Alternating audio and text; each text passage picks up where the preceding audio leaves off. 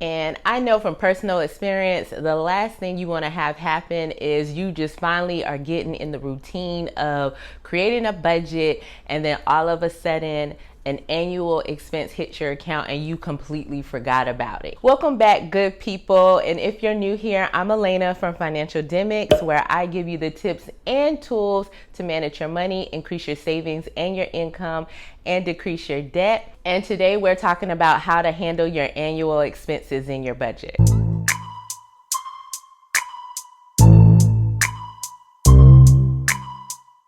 So if you're looking to get your money right and build a strong financial foundation, then make sure you hit that subscribe button below so you don't miss another one of my uploads. Okay, so I was working with a client and they wanted to know how to manage their annual expenses in their budget. And so I thought that it would be a good question to bring here to the channel, because that is something that a lot of people have a struggle with when managing their money. So when creating your budget, you may have some expenses that are either annual or every 6 months, like car insurance, like expenses for your children's activities, or even just annual subscriptions. And I know from personal experience, the last thing you want to have happen is you just finally are getting in the routine of creating a budget, and then all of a sudden an annual expense hits your account and you completely forgot about it, and it just throws everything off. So the best thing to do is to work that annual expense into your budget, and you do that by using sinking funds. I have a full video on sinking funds that I will link right here, talking about the different sinking funds that you can have. But today I'm going to show you how to add these 3 items into your budget. So with this example, we have car insurance, which is usually either 6 months, or some insurance companies do it yearly.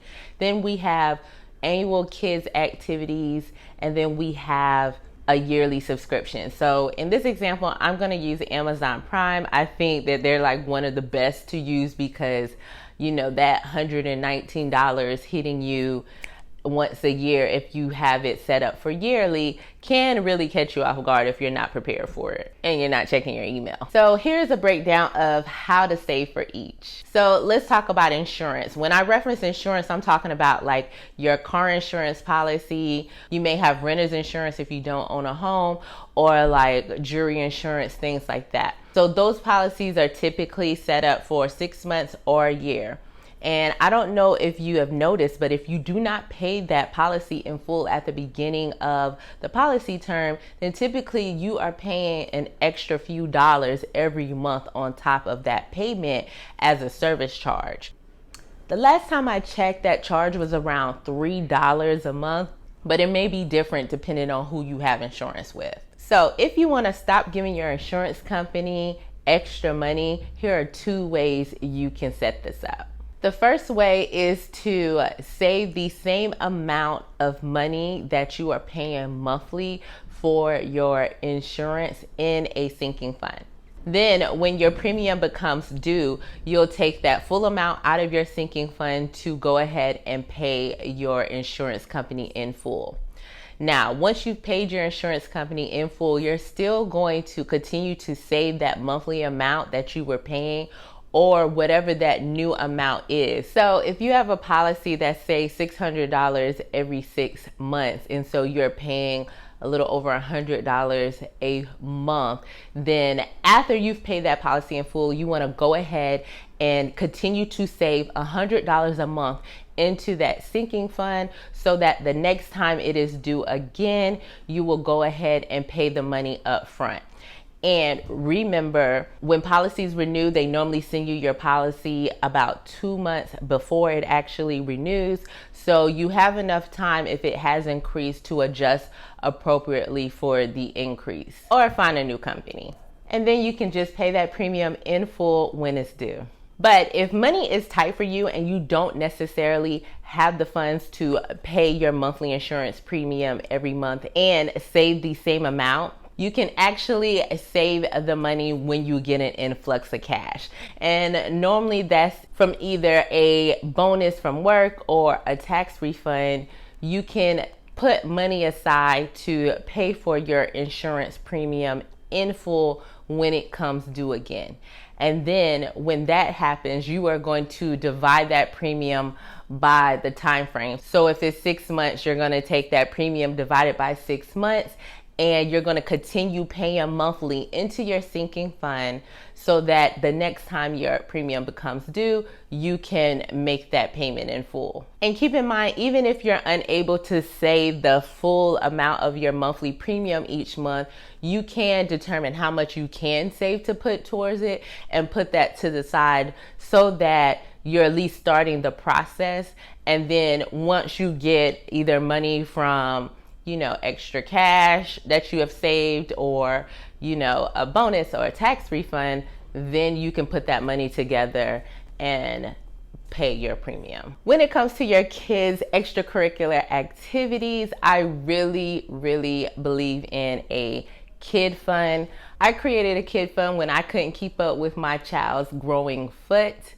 And then over time, I refined how I saved for any of his expenses. And so that's what I'm going to share with you. So when it comes to a kid fund, I personally use a kid fund for all of my kids' expenses. Even though my kid is in college now, I still have a kid fund for him because he still has needs that come up. And instead of me trying to figure out or pull money from here or pull money from this savings account to pay for it, I rather just have money that I continually put aside for him and I can just pull from there. So the way that I determine how much to put aside for a kid fund each month is based on how much I spent the year before. Now this number can be a rough estimate, but what I did is I listed out everything I spent for him, and it's not perfect, right? Because I don't know every single thing, but I do have an estimate of what larger expenses that I pay for him. And so I list those out and I take that number and I divide it by 12. Now, if you know other things are coming up for your kid, then that's something you want to add into it. So if I knew something was coming up, like his senior year of high school, those expenses are always high. And so I asked around to parents who already had seniors at the time and asked about like, how much was this? How much was that, to get an idea. And I added that into the kid fund so that I would consistently have money to pay for all these extra expenses during the year. Once I get a total of the amount that I paid previously and the amount that I'm expecting to pay in the up and coming year, I divide that amount by the number of paychecks that I expect to get in the year. Because remember, I budget by paycheck. So I do everything by the number of paychecks. So in my case, at that time, I was paid bi-weekly. So I divided that amount by 26 paychecks. Once I get that amount, then that is the amount that I actually put towards saving every single paycheck. Now, for some of you, you may feel like you can't save that amount and you're going to have to adjust accordingly, but you also may have to cut some things because the reality is if you can't afford to pay the amount that you actually need to put aside, then there's some things for your child that may have to be reduced, or you got to figure out how you're going to make more money to make it happen. So again, don't forget, this is an account that you're going to continually put money in on a constant basis because with kids, something is always coming up. I know some people who recently set up workspaces for their kids. So that was extra money that they didn't necessarily plan on spending that could have came out the kid fund. And make sure that you reevaluate it every year. And if you know something's going to pop up that you didn't expect, try to just sit down real quick and figure out how that affects the kid fund. And if you need to throw a few extra dollars in there. So if you have subscriptions to certain things that renew annually, I would give them all their same sinking fund. So I wouldn't break it out by the item. I would just group all of those items together. I would write down what those particular subscriptions are, when they renew, so what month and day, and then how much they renew for, so that you'll have an idea of the total amount that needs to be saved each year to cover all of these subscriptions. Once you get the total amount, I would divide that by the number of paychecks that you are going to receive in the year, and that is the amount you need to put into that sinking fund every time that you get paid. Depending on how you pay your bills, if that doesn't work for you, then you can determine what the monthly amount is by dividing it by 12. But for me, it's just easier as a habit to save by paycheck. Also, when you're setting up sinking funds for your subscription, you really want to keep in mind that all of your subscriptions are not due around the same time, which is why I mentioned to write down the month and day that they're actually due. So you may need to set some money aside or either save a little bit more each time you get paid in order to cover for a subscription that may be due sooner than the others, especially if you're starting right now. For example, this is July. Let's say that you have a subscription that is due in April, and I mentioned Amazon Prime earlier, so let's stick with that. Amazon Prime is $119 a year, and if this is July and you're just starting to set up your sinking funds for your Amazon subscription, then by April, you're not going to have enough money to cover the full amount. And yes, you can pull it from any extra money you have in your budget. But remember, we're trying to set up so that it's a little bit easier for you to budget and you're not having to worry about it when it comes up. So if your subscription is $119 and you divide it by 12, that's actually $9.92 a month. Since it's already July, you should actually take that $9.92 and multiply it by 3, which will give you $29.75, and go ahead and put that amount into your sinking fund so that when April rolls around, you will have the money you need to go ahead and pay for that Amazon Prime renewal in full.